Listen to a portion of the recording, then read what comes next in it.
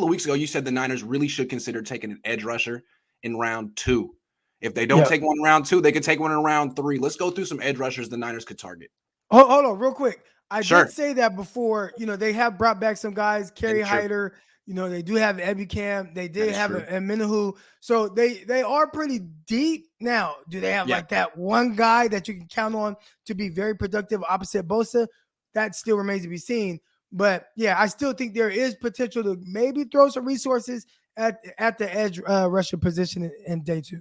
I'm into it. I mean, Samson Ebukam is good, but they wanted a D Ford caliber counterpart for Nick Bosa. That's not Ebukam. If they could get that at pick 61, great. Or at pick 90 or at pick 93. So let's name some names. All right. Right now, I think one of the first guys that kind of come in my mind is Myjai Sanders.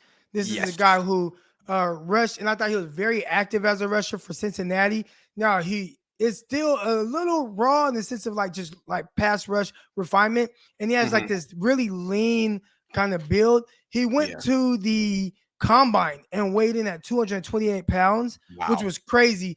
Supposedly, he was sick going into the combine, so he dropped a ton of weight.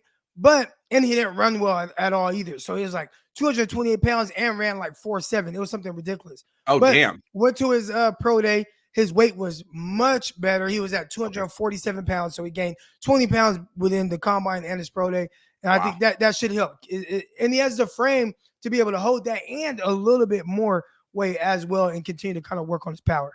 I like the way that this guy sounds. I'm not concerned that he's a little bit smaller. I feel like the Niners have so many tweeners on their defensive line, like DNs who can also play defensive tackle. I'm cool with just having straight up speed rushers, guys that might be a better fit in a 3-4 like D Ford was. So that's a good name. You got one more?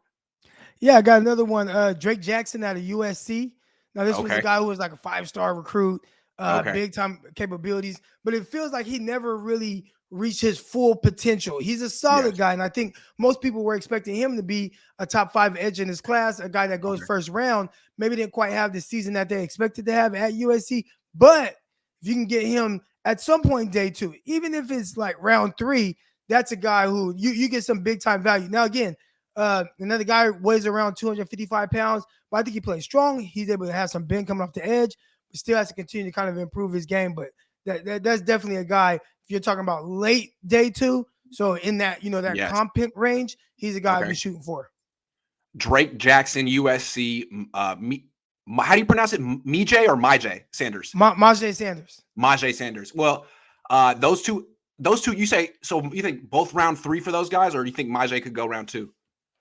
I think both of them could potentially be round 3. Okay. Now, where they go round 3, that's to be determined. I mean, hell, even with Myjai, the way he kind of tested combined with the kind of weight issues, he might even be a guy that can go day 3. Oh, wow.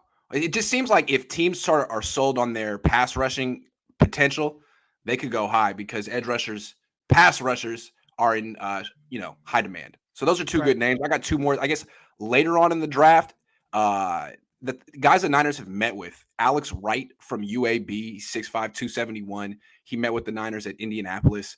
And then Dominique Robinson from Miami of Ohio, 6'3", 253.